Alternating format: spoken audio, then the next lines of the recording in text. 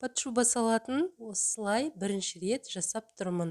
Маған өте қатты ұнады, өте дәмді болып шықты.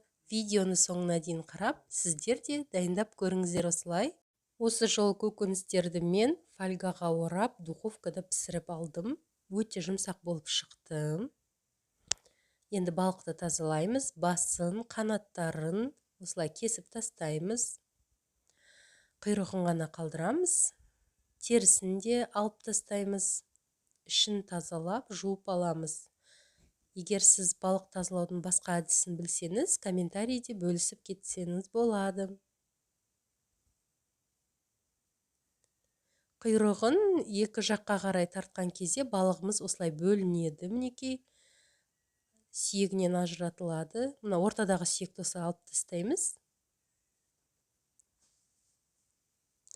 Енді көбіктеп балықтарды тураймыз. Мен қасыма кішкентай салфетка қойып қойдым, сүйектерін алып тастап отырдым.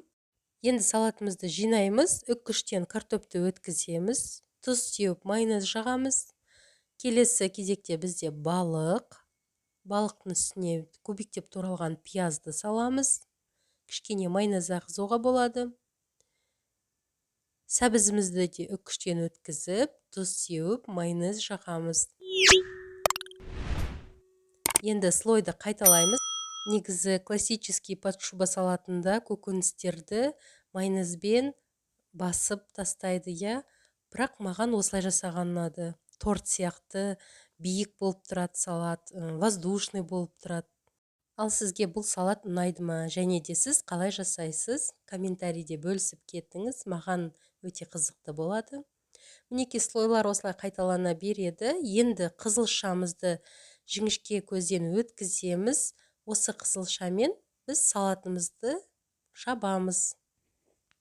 Салаттың үстінен қатты баспаймыз. Осылай екі қолымызбен тек шетін тегістейміз. Тағы кішкене қызылша маған керек болады қазір.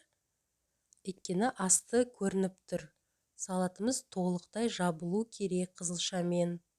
Содан кейін тәрелкемізді сүртіп, енді үстіне майонез жағып, осылай шеттерін әсемдеуге болады. Келесі слой бізде жұмыртқаның ақ уызын осылай үккіштен өткіземіз. Тұз сеуіп кішкене майонез жағамыз. Ал сары уызын тек ортасына ғана орналастырамыз. Салатымыз дайын болды. Мінекей 1 сағатқа салқын жерге қойып қойсаңыздар болады. Міндетті түрде жасап көріңіздер. Өте дәмді болып шығады. Ас болсын.